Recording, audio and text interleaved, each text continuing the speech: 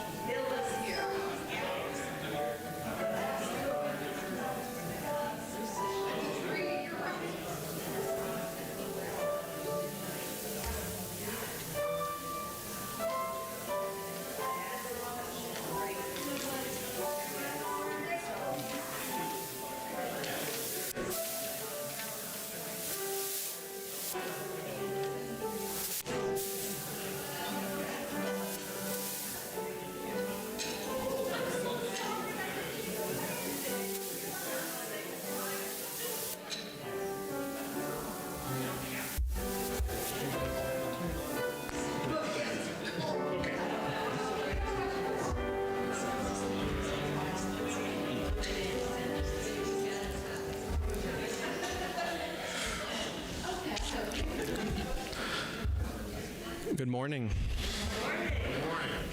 Got a few more people. I'll wait for them to come on in. Putting the spotlight on you. Let's see. Hope everyone's staying at least a little warm this chilly morning. Very chilly morning. It's supposed to be even colder tonight going into tomorrow, so everybody please stay safe. So, welcome to Westside Unitarian Universalist Church. My name is Ryan Moyers. My pronouns are he, him, his. It is my pleasure to be here as the worship associate today. Today, we're going to talk about a little bit of Buddhism and Bodhi Day. Does anybody have any idea what Bodhi Day is?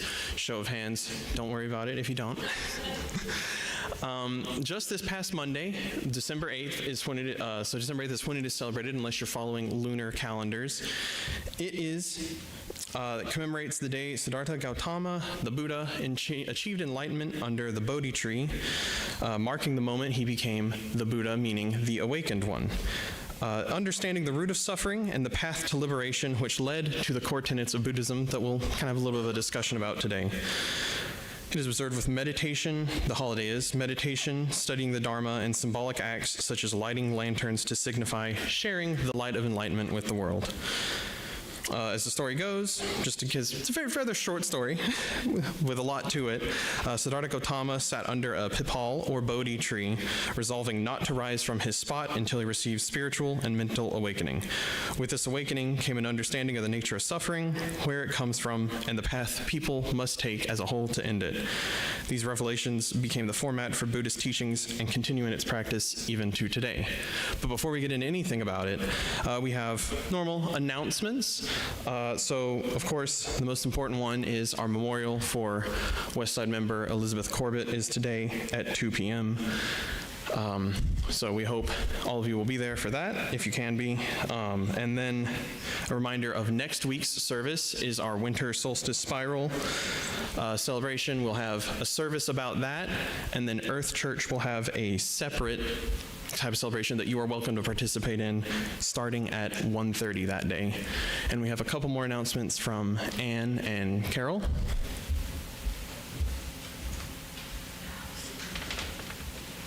Keep my thoughts together today. Good morning. I've got a gentle reminder of our HVAC campaign. Let me give you a little background there. If you recall, back in the fall, we started talking about the fact that our AC and gas furnace in the RE wing is 16 years old, and for us, 16 sounds pretty good. But for an HVAC system, that's getting up there.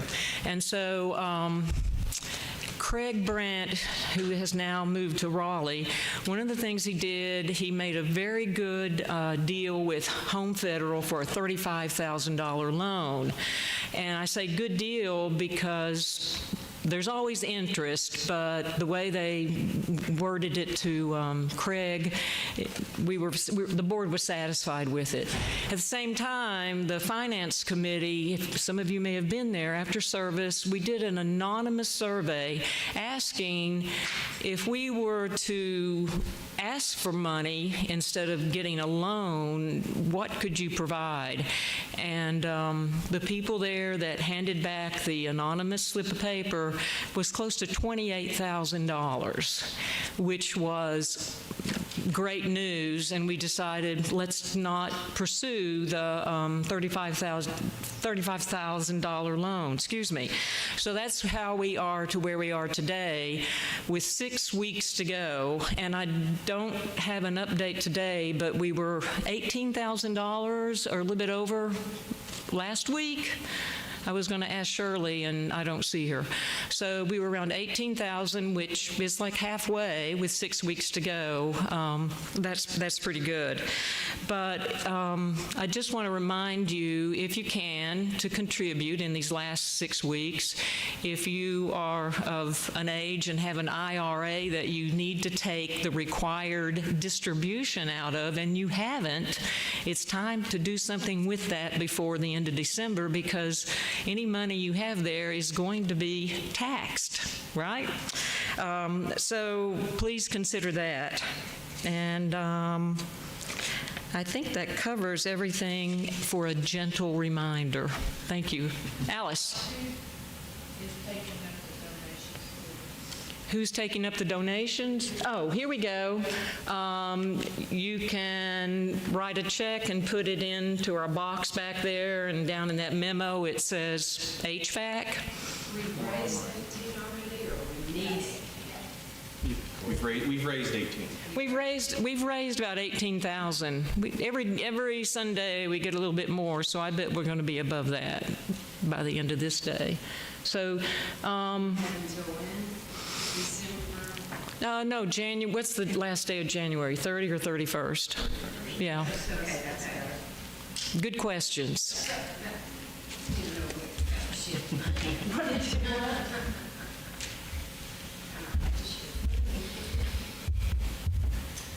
Good morning, everyone. Good morning.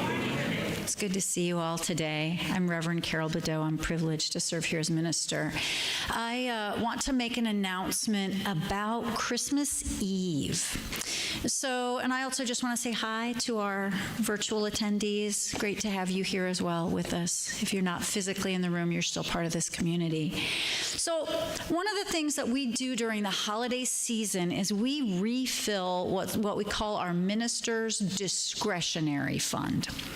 So there is a special fund that we at the church maintain to use to, at my discretion, address emergencies in our congregation and in the larger community that are personal, that are confidential. So that might be somebody needs help paying their rent or their utility bills, or someone needs help with medical expenses, things like that. And in the past, this congregation has funded funerary services for people, for family members of people in the congregation. And housing emergencies have been solved, and supplies have been provided when assistance was cut by our government in recent months. So those are the kinds of things. And actually, our discretionary fund has kind of, it's at a lower point. It's not super low right now, but it is at a lower point than it has been at. So during the holiday season is when we attempt to refill that. So I know not everybody shows up on Christmas Eve.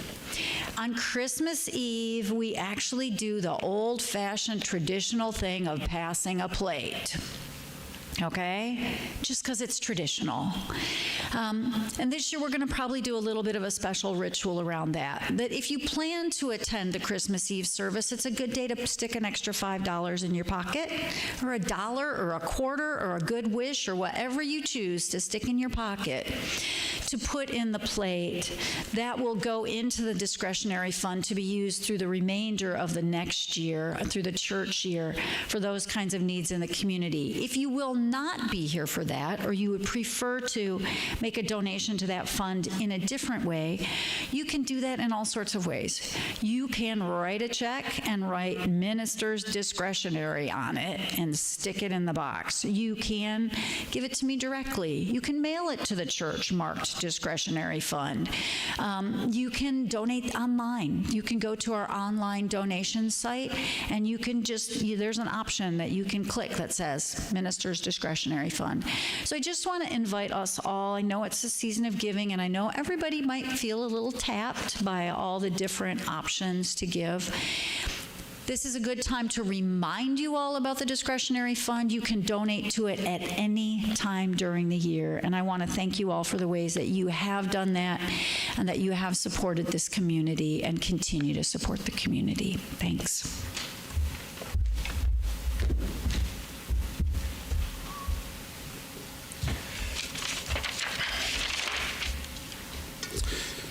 So every week we invite our singing bowl to sound, and I'm just gonna, before we do that today, I'm gonna ask, does anybody know topically what, I mean, it's not where it originated. The singing bowl did not originate here, but does anybody know exactly where it kind of started using in meditative practices or just general traditions?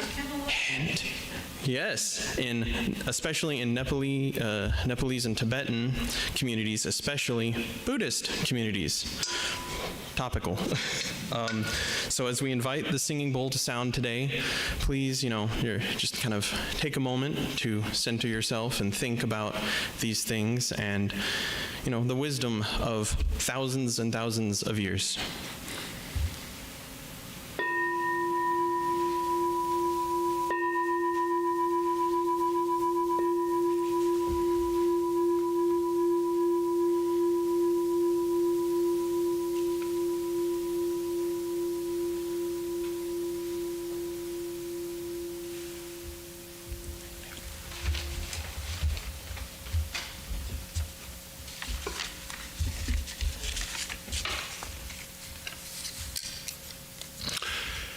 And I am David Howell. For all of you who do and do not know me, I've been here a long time at this point. And so our next classic ritual is to light the chalice, and Ryan will do that.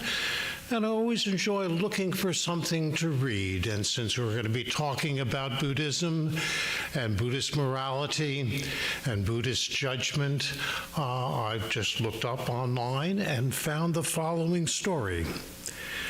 A merchant once came into Buddha's assembly and spat at the Buddha. He was furious that his children, who could have spent their time earning money, instead were spending time meditating with the Buddha instead. Buddha merely smiled at him. There was no word or reaction. The man walked away in a huff, shocked. He could not sleep that night. For the first time in his life, he met someone who smiled when he was spat at. His whole world, therefore, had turned upside down. The next day, he went back to the Buddha, fell at his feet, and said, "Please forgive me, I didn't know what I did." But the Buddha said, "No, I cannot forgive you." Everyone in his assembly was taken aback. Buddha said, "Why should I forgive you when you have done nothing wrong?" The merchant reminded him of what he had done on the previous day, and the Buddha replied, "Oh, that person is not here now. If I should ever meet the person you spat on, I'll ask him to forgive you. This person here, you've not done him any wrong." I really like that idea, not of bad, bad, bad, now I'll forgive you, but simply refusing to think in that fashion.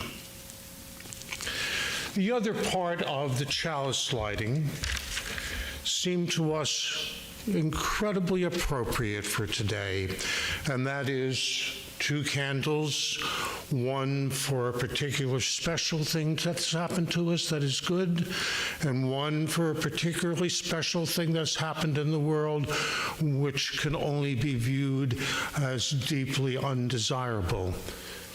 Both of them are about death. What is so undesirable is, as I assume everyone knows, the shootings at Brown University and the things that have been going about there. As I said, it ought to be rarer than it is, but it is still incredibly painful. The good candle is for Elizabeth Corbett, whose death was something that she planned for, recognized it was going to come, and we will celebrate that this afternoon at 2 o'clock. It seemed to me that this was so appropriate because of the basic kind of Buddhist understanding that certainly good and bad are in the world, but they are so strongly in the way in which we understand them and the way in which we take them, and death can be very different things. Now, if you're reading your agenda here, you will see that what it says next is Bodhi Day, to do good and be good by Ryan. We're not going to do that.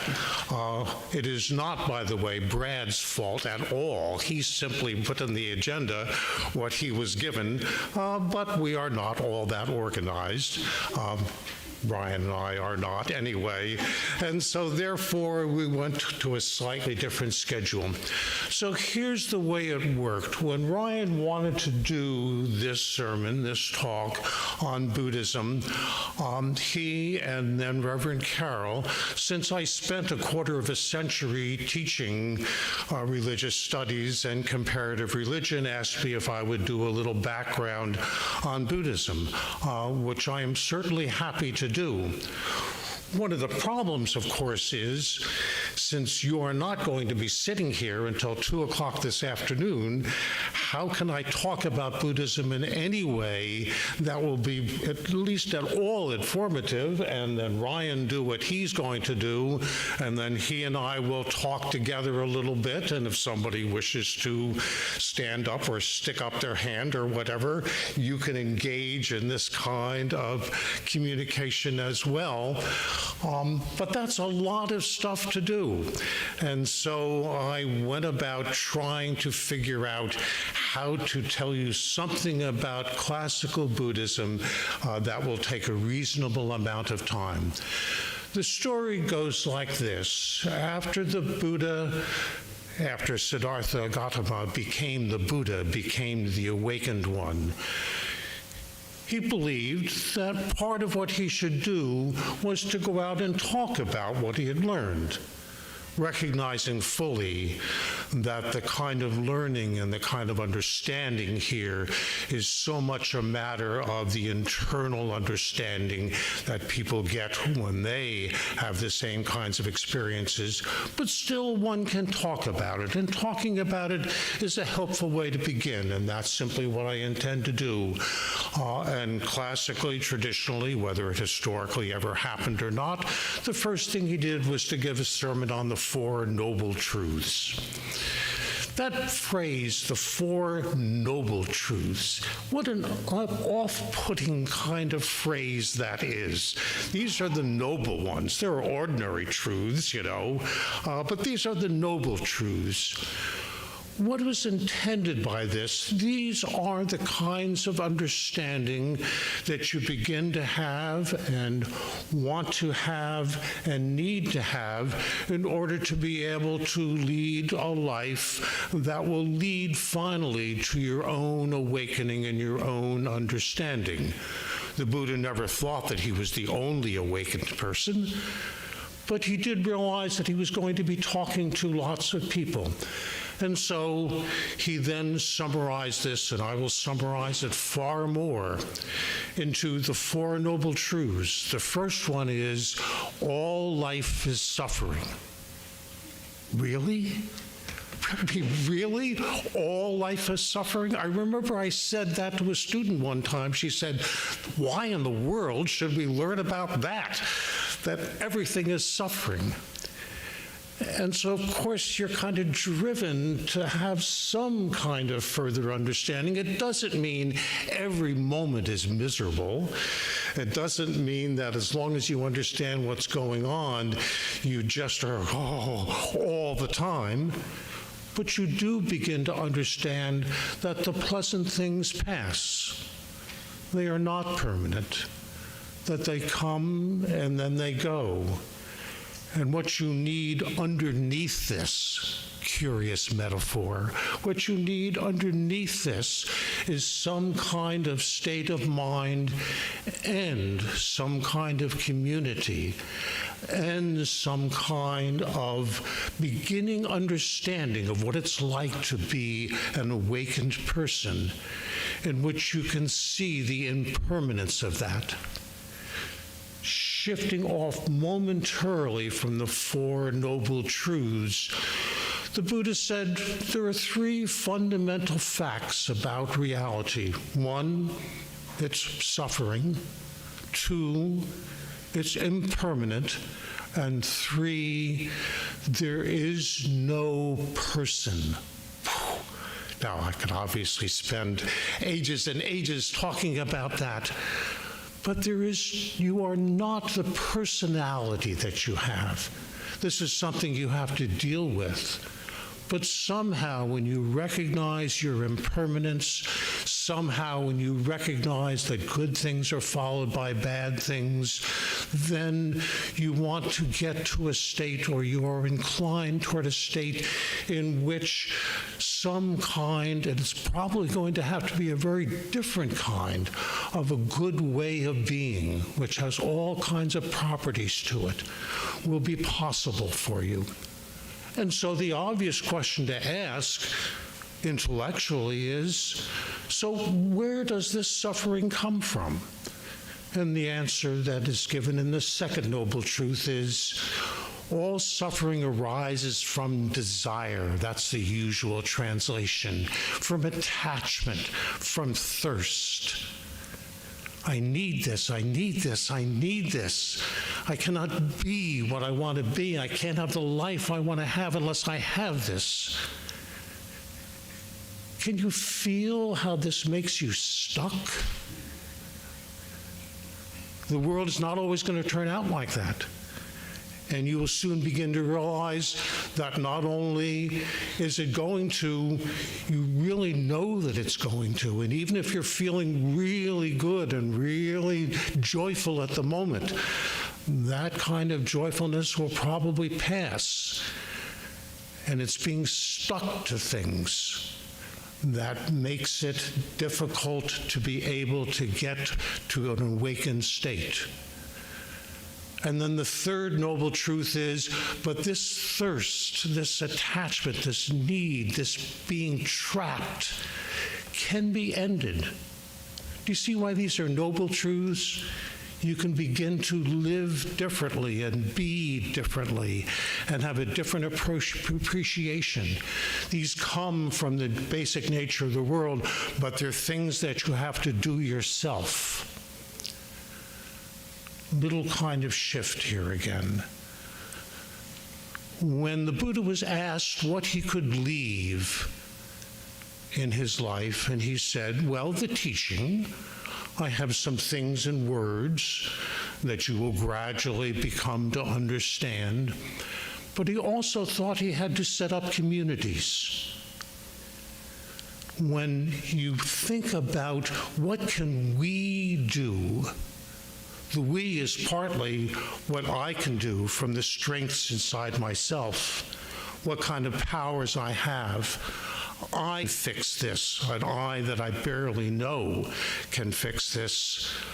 But the Buddha also understood quite correctly that if you are in communities that are committed to and understand the way in which we need to teach and learn from each other, all of us from each other. I love it when Reverend Carol says, would you turn and just look somebody in the eye? Do you remember she did that last week? And I stopped and I looked around and I looked at somebody and I didn't even know what her name was. But we just looked at each other and then we smiled at each other. And it didn't matter that I didn't know her name. This was a moment of communication that was so beautiful there. The Buddha had to learn awakening to a great extent on his own. What he wanted to leave were communities in which this kind of understanding could be made so much better and so much easier when we spent our time with other people who were having the same kind of striving. And then he said, and I left the example of the Buddha. Does that sound egotistical? Well, it wasn't Siddartha Gautama. It was the awakened one. And he already had said, I'm not the only one, and I want to be part of a community in which others are like this. I really do think about this, and Ryan is going to talk about this, I know, what it's like to come here 11 o'clock on Sunday morning. Could it be 2 p.m. on Tuesday? I don't know what it has to be, but a time in which we come together. When I used to teach philosophy, comparative religions, one of the first things I would say to the class was, so why are we getting together here? There's lots of stuff you could read. Why don't I just give you some stuff to read and I'll go sit on a bench out in the quad someplace and you can stop by and you can chat with me.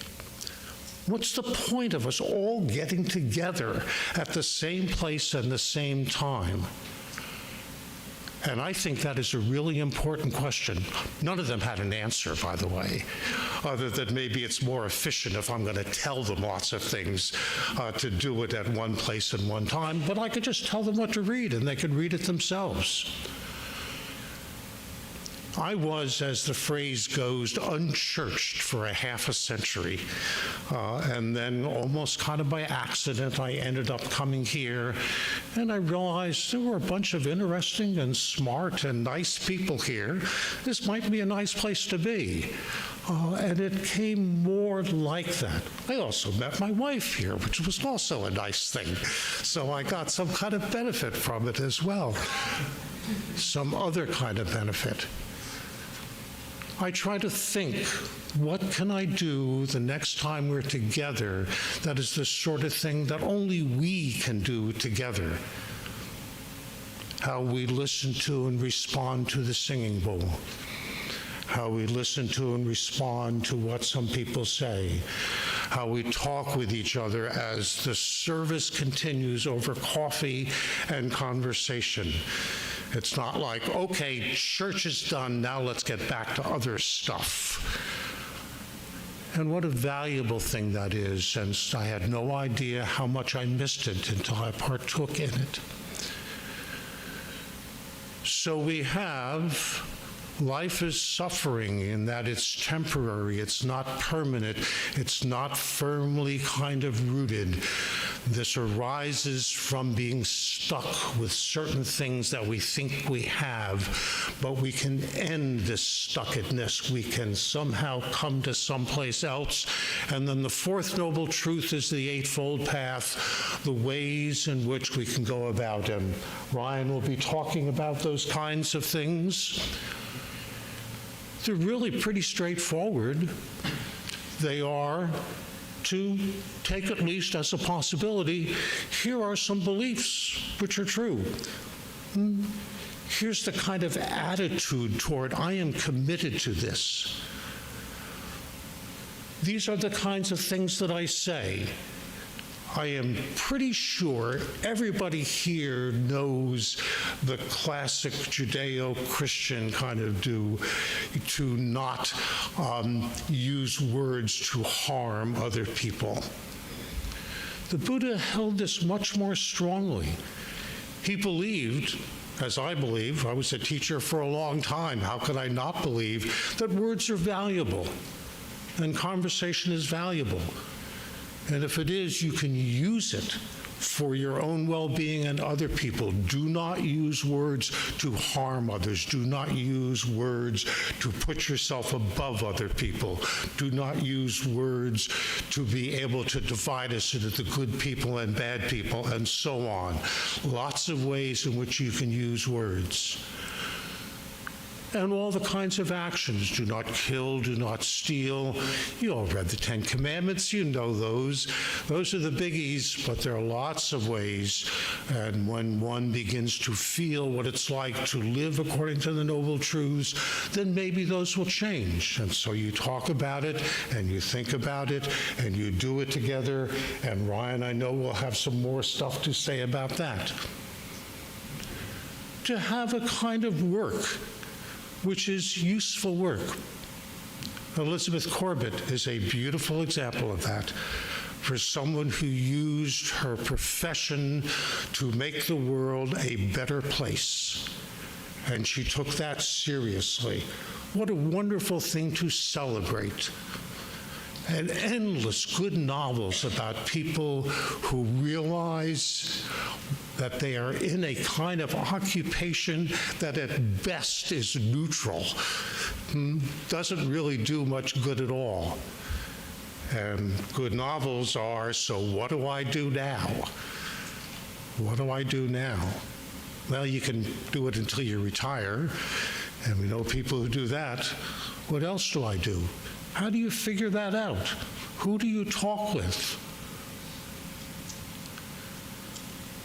The way in which you have the right effort, the way in which you are committed, the way in which you talk, the way in which you feel, the way in which you do endless things are some more of the Eightfold Path. And they end with the right kind of meditation, and one does all of this and keeps remembering when it's hard for various reasons to stay with it. So we have the Eightfold Path, and we have the Four Noble Truths, and we have the marks of existence, and we have the things that are left behind. And as Ryan and I were talking about what we're going to do here, one of the things that struck me is how much a UU congregation is a natural place to take up these sorts of things. I mean, we're not here to save people from hell.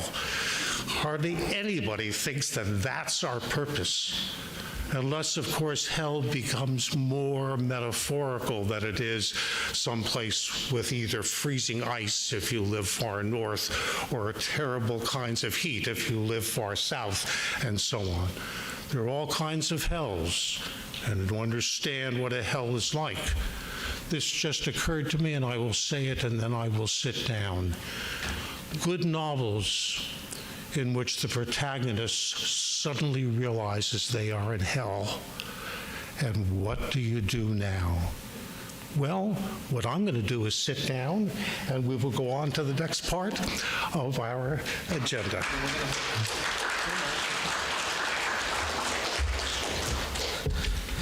Actually, in between this part 1 and part 2, we will have some singing.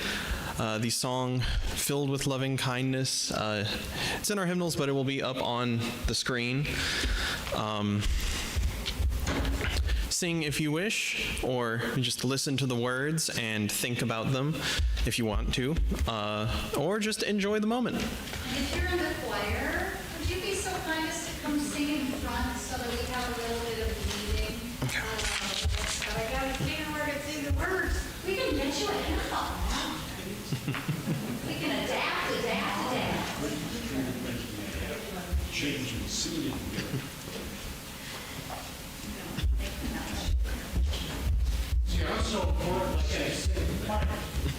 So here's the deal with this thing that we're going to be singing. This is a central meditation in Buddhist thought. And the words, it's part of, I believe it's called the Metta Sutta. And it begins with, we invite ourselves to be filled with loving kindness and to have well-being. So we sing about that first. May I be filled with loving kindness. And then we go from there to the next step out. May the person next to me, may the person I'm looking at, may you be filled with loving kindness and wellness. And then all of us, may we be filled. So even if you don't know this, you hear the first time we go through it, you'll kind of catch on, and then you can sing the second and third times.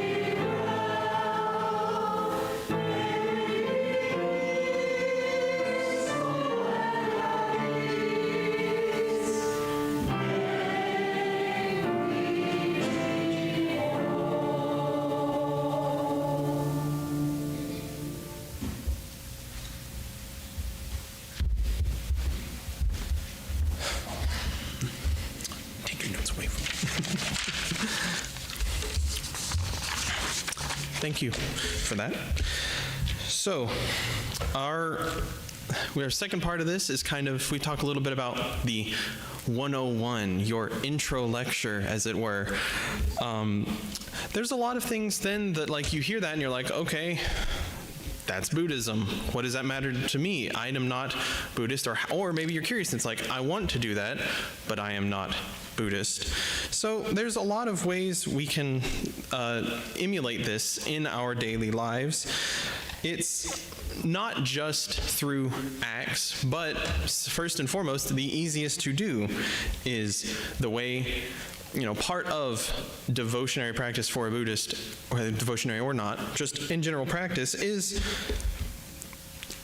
their simple precepts of do not do any evil, cultivate good, and purify one's heart. The easiest way to think about doing that is showing compassion to those around you, understanding, love, the many words for it. It's the final goal of all Buddhists is to bring about that same awakening through these acts and other practices. But again, some people, when you look at these more, maybe it's meditation and you're like, I don't meditate. Meditation is a little weird. I don't like doing that. Or, you look at the rituals of it and you're like, I don't want to do that. I don't do that. Do I have to do that? Of course not. It's not really about, for a Buddhist, it is part of their practice, but to emulate the putting good in the world is something as simple as putting good out to the rest of the world from yourself and accepting good. It is not a tradition, especially if you look at the more esoteric ways, you might think it is locked away because you're thinking, that's a little too much. But you can take bits and pieces, not as in say, this is what I am, but you can take the showing of compassion, the living well, the helping others around you, the part of the Eightfold Path, the right speech and right action. Now, that is a little bit of an ambiguous way of understanding it. Part of it is meditating on it. But, it's pretty simple to understand a little bit. Don't tell lies, avoid harsh or abusive speech, and help others live honestly. Do not harm other living beings, and take care of the environment, which we all try to do as best we can. And of course, we have showing compassion, we have practicing this good speech and these good actions. And then we get into things like meditation. Some people will see things like this. You might see a video of, if you just see on YouTube or something, a video of some Buddhist monks praying or giving a mantra, and you're like, cool. What is that? Or you think, I can't do that. I'm not up in a monastery in the mountains wearing robes, shave my head. A lot of people, regardless of their label, for lack of a better word, incorporate things like meditation into their daily practices, either personal for mental health or spiritual practices. And many times, though, when we think about things like this, we get stuck in the labels attached to them. And really, we are truly all simply human. The Buddha himself shared this view that simply being human is wanting to investigate wisdom and wanting to find things like that inner wisdom or that knowledge and compassion. And it is more important than tying yourself to say, I am this is why I do this. You can do these acts and still be you without having to put a name tag on yourself, as it were. Now, when we go through that, saying, just go out and be kind to someone, go out and be compassionate, you might be like, duh. Of course that's easy to do that. But we expand it beyond ourselves, and David touched on this a little bit, is as a group of people, as a gathering of people, the Unitarian Universalism we go beyond just the personal aspect of it. As UU minister Doug Traversa, the minister of Unitarian Universalist Church of Tullahoma here in Tennessee, puts it, from a Soto Zen, a subset of Buddhism perspective, enlightenment is a gradual understanding of our connectedness to everything else. And you may notice that that is really similar to our seventh principle in Unitarian Universalism. Respect for the interconnected web of all existence of which we are a part. And so, these shared ideals, which, some might look at it and say, well, then maybe probably took a little bit from that. But in general, we try to embody that, both as people, but especially here in our community. The Buddha, and again, David touched on this a little bit, he felt it was a little bit of his duty to teach the Dharma and aid in the creation of communities where this knowledge that he'd gained could be shared, called sanghas. Now, if you look at Westside, look around us, how does this directly compare to that? We're not, again, you look around, you're like, we're not some remote monastery in the mountains. We're not chanting every day. We're not praying and meditating every day. But many of us come here to learn from each other, have discussions with each other, and maybe sometimes teach each other, hopefully not to say, you're wrong, but in a way to learn from each other and say, you give part of yourself to someone, and they hopefully give a part of them back. And many of the discussions we have here, either from up here or together in groups after coffee hour, it is it's like a practice. It's this practice of identifying who is ready to be taught or receive wisdom, and who is ready to give that wisdom.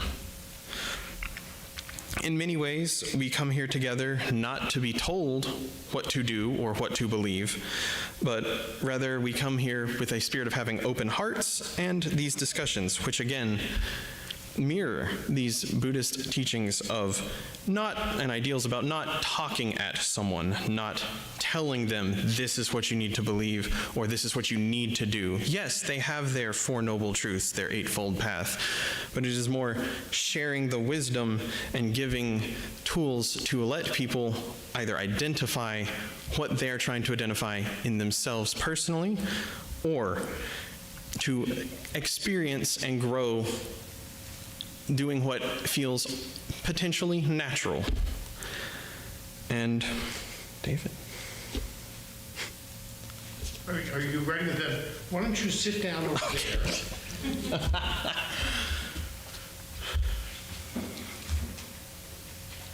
Is this working? I pushed it up. Oh, okay. Everybody hear me? Yeah. Yes, good. So Brian and I went over some things that I might ask him about, and so I'm immediately going to do something which may not be very kind or compassionate, because he said some things that struck me this time that hadn't struck me before.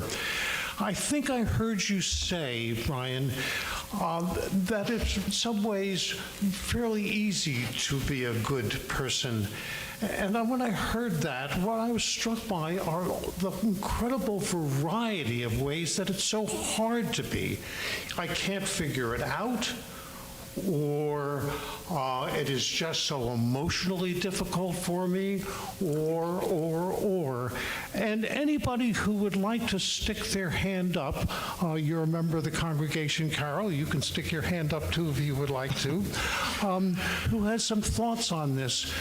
Why it is so hard to be good, because I don't know how to, because my emotions are getting in the way, because I've learned some different kinds of rules about it, and on and on and on. What strikes you about the difficulties of being a better moral person? Oh, you've got that. Yes. Okay. All right. So that actually is a good question, and we'll, since this is about Buddhism, we'll kind of tie it back to Buddhism. It is, you can say, oh, sometimes it is hard to be a good person, but or to make the right action or the right speech, and you might say something in the moment, and you later go, wow, why did I do that? Or why did they do that? But you actually chose the perfect story to kind of respond to that for our chalice lighting today. Can I interfere just a second here?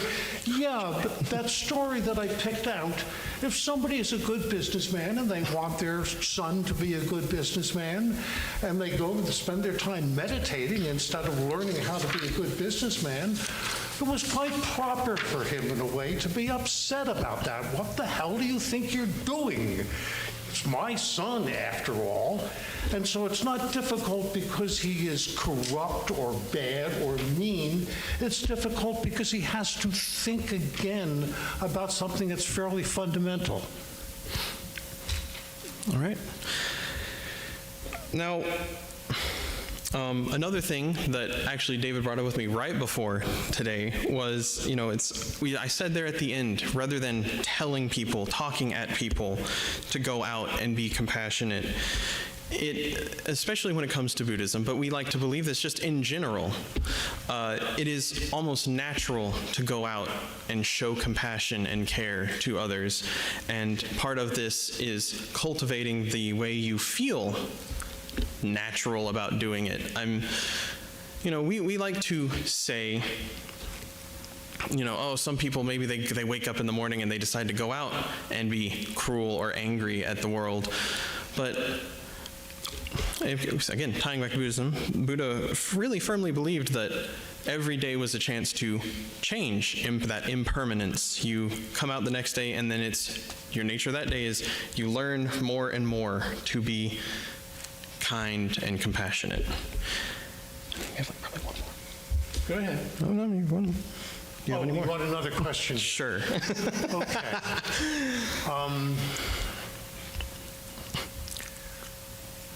What do you do if you are with a group of people? And I think this is true of all of us. We tend to gravitate and spend our time with people that we basically agree with. And it's not just particular doctrines that we agree with. It's a way of living and a way of being. And so we're with them and we say, yeah, I must have been right because all these people out here agree with me. I'm not going to get into the political side of this, which is just a really awful problem now. But that sort of thing going on. So how do you manage to spend your time and really listen to people who have a very different idea about what it is to be compassionate, what it is to be kind? I have a particular example. A particular example is you have a friend. David, Yes. tilt the mic a little closer to Oh, okay. There. Yeah, you have, oh, good, now I can hear it. You have a friend. We all learned, didn't we, that you should tell your friends the truth? But what do you do when that truth is something which you know is going to really be hard for them? And not only be really hard for them, they may not want to have anything to do with you after that. And yet your friendship is a valuable thing in your life and their life. It's right to tell the truth, isn't it? Well, that's not so obvious. What do you do when you have a friend or a colleague or a church companion or when something you think they need to know is something you know they're not going to want to hear? So this kind of really ties back to, again, the main word we've repeated over and over and over again, understanding compassion of the person next to you, regardless of who is really sitting across from you. I mean, in the context of a friend, you probably know your friend, and so you know how to hopefully either deliver it in a way that softens it, but you have to have that understanding that no matter the reaction to what you're talking to them about, their reaction is their emotions. You shouldn't chastise them for it. And tying it back to your story from the chalice lighting, the next day you will be a different person. They may have had time to sit on it, or you may have had time to sit on it. You can talk about it again, or you wait until they're ready or until you're ready. And it applies to a lot of different situations. If we're a more personal example of myself, there have been times where I get into it with someone, and I immediately want to go back and like, nope, you, listen to me. And you have to take a step back, or at least I do, and pause and be like, wait a second, let's just wait for a bit. Come back as the Buddha would believe it, different people, different mindset. Yeah. Yes. I have a question. What does Buddhism say about pain management? Pain management, because pain is often the source of what we would call wrong behavior. Emotional pain, physical pain can often lead to anger, lashing out, acting in ways that are not compassionate. So what does Buddhism say we do with our own pain in order to make way or space to be more compassionate? I'd love to hear from either. Go, David.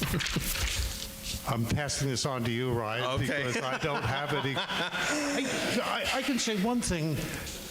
That really does suggest why becoming a skilled meditator is a very useful thing to do, because one of the things that meditation enables you to be better at is being able to kind of put that pain off there for a bit, and then I can deal with it perhaps, and if it's right smack in the middle of where I am, it's almost impossible to do anything about it. But I don't have any quick ideas on, short of meditation, how one can do this. So there is a so when we talk about you go back to the three signs of being, there is no person, there is no I. And the way to understand it is like, it's not some grand statement of like, there is no individual. It is more about how we are all pieces of a whole, and there are pieces inside of us that are part of a whole. A specific analogy that is used is the tradition, a very commonly used analogy of a cart. A cart may be broken down to the axles, the wheels, the carriage itself, the sides of the carriage. And then the elements, and then the cart itself at that point is no more. It's not a cart, it's a pile of pieces on the ground. Part of the Buddhist teachings are to recognize that these are not individual parts of yourself. Well, they are individual parts of yourself, but they all need individual care and attention and kindness, again, internal as well as external kindness, to treat each part with the way you don't, if your back's hurting one day, you don't take your spine out and say, go over there for a little bit, feel better. If you are feeling really, really frustrated about something, sometimes, it is good, as you said, to put it to the side until you're in a better headspace to deal with it. But you also need to treat yourself with kindness. You need to say, don't look at yourself. The saying is like, don't look at yourself and chastise yourself for natural emotions, natural feelings. Come to an understanding within yourself of those feelings and address them with kindness like you would anyone else. And keep it, yes, it wants you to learn to let go of these things, but it's not saying they're bad. It's saying, here is how you deal with them in a way that is kind both to yourself and to others. Yeah, thank you. That was really good. My sense of much of the religion that I grew up with, which was kind of standard Presbyterian kind of religion, was, well, you can care about other people's pain, but you shouldn't care about your own. You don't count in a way. And the song that we sang, first time it's what about me? Second time it's what about you? The third time it's what about us? All of that kind of compassion is legitimate kind of compassion. And it's not like, I hate the cliche, you can't love other people until you love yourself, because it's not at all that simple. But if you're trying to have yourself somehow be selfish and caring about yourself is some kind of illegitimate, I think it is really hard to begin to have in mind the well-being of others. And Buddhism does teach that. And good communities are a place to go, my experience has been, to be able to do something better about that.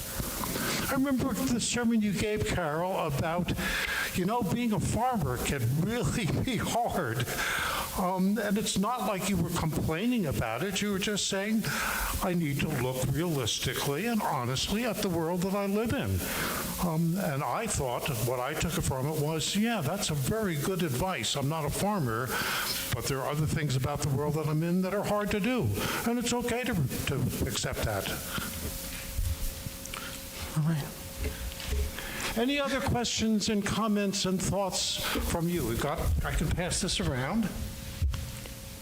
Looks like no. Oh. Yes.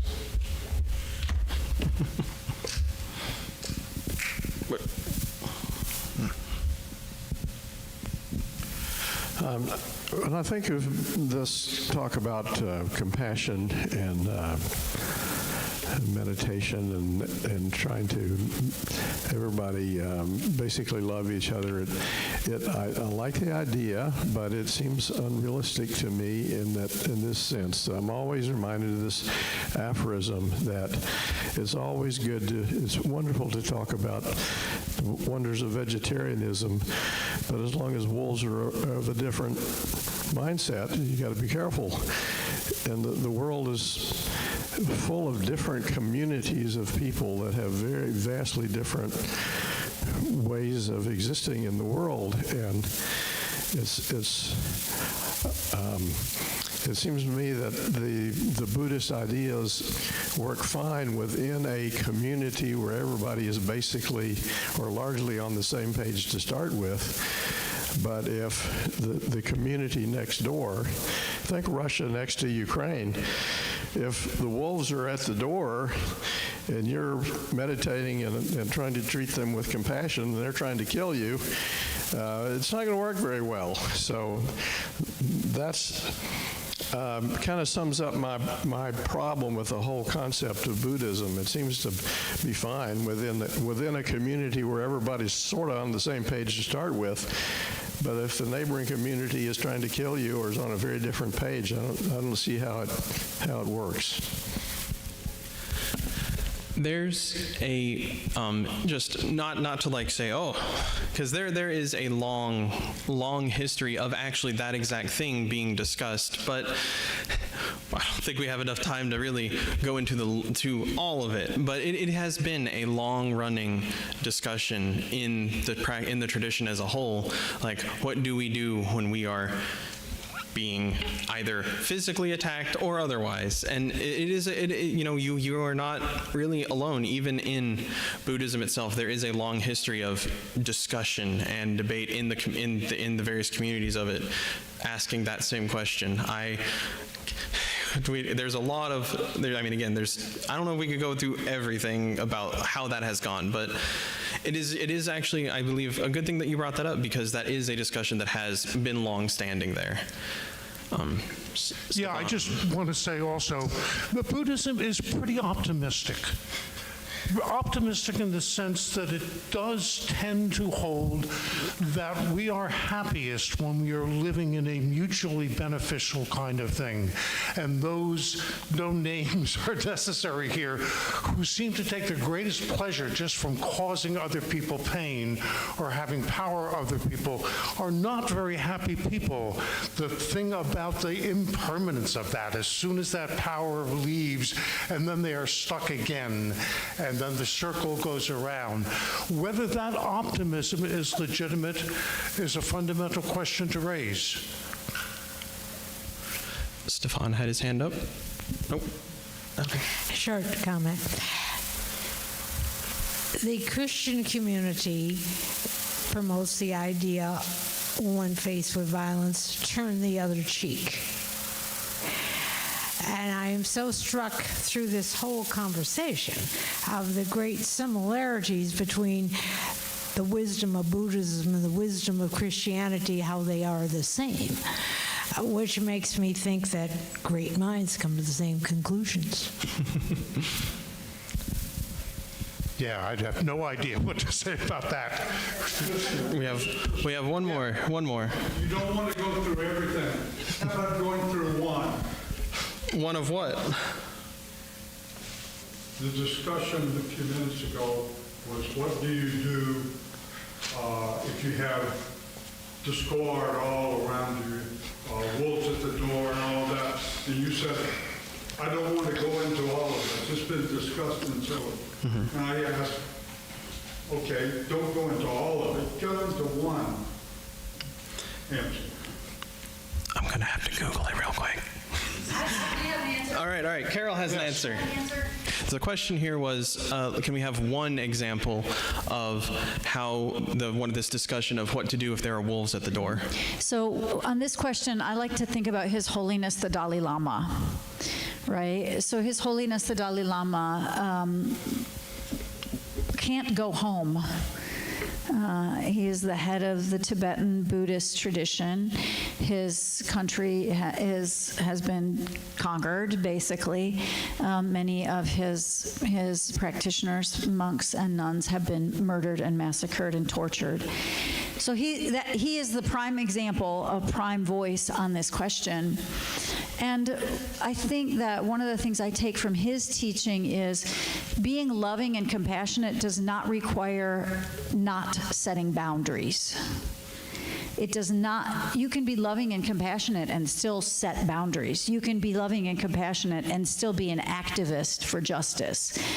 You just do it without judgment, blame, and condemnation. So it's a framework. That's my taking from the way he does it, is to approach right action as possible in all situations, even in the face of others' not right action, and to maintain an attitude of loving kindness towards oneself and towards the world. So let me give you an example. I can say, I'm not okay with this policy.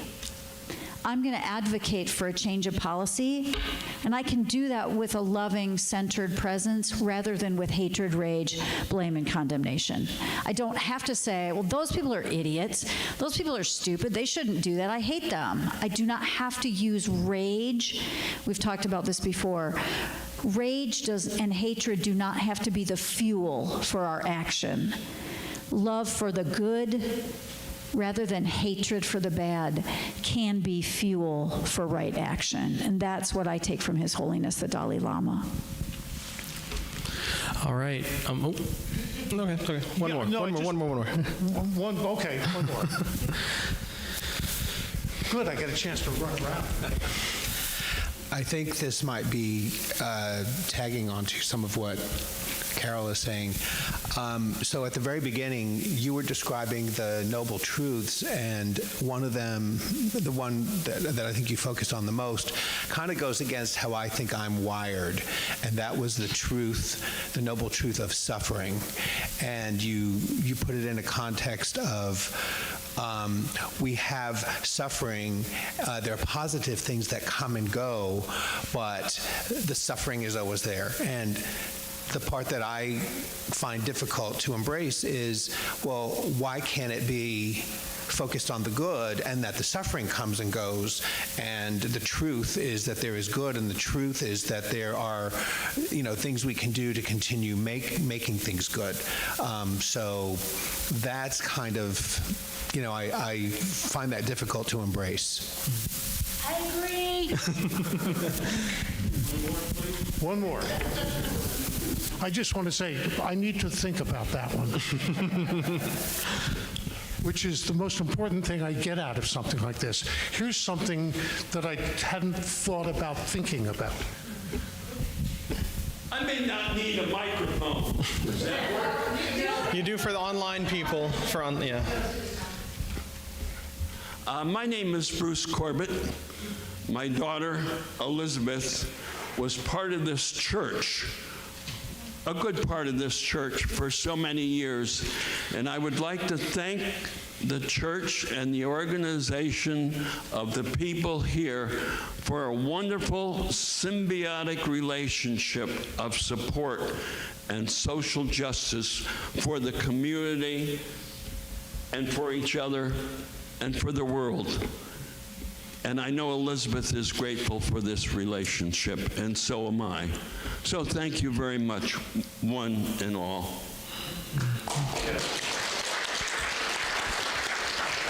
Thank you for that. Let us just end on that comment, and then we can continue however we wish to together to talk and think and so on. As always, and as Carol likes to point out, many good questions brought up. We all like to talk.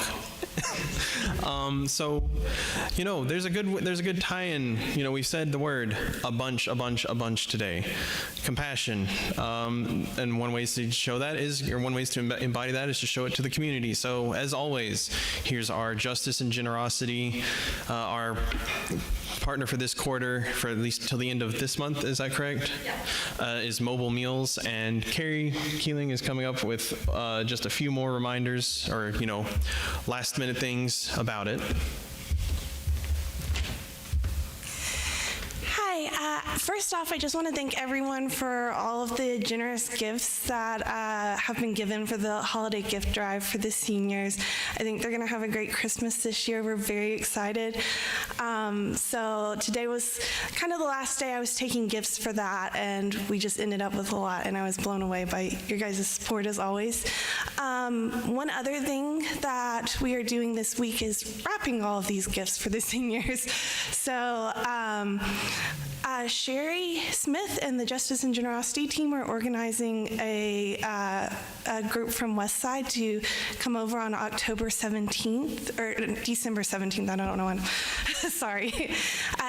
So I think that's this Wednesday, right, if I'm not mistaken. And that will be 2 shifts, 10 to 12 and 1 to 3. If any of you guys are available to join, I'll be there definitely.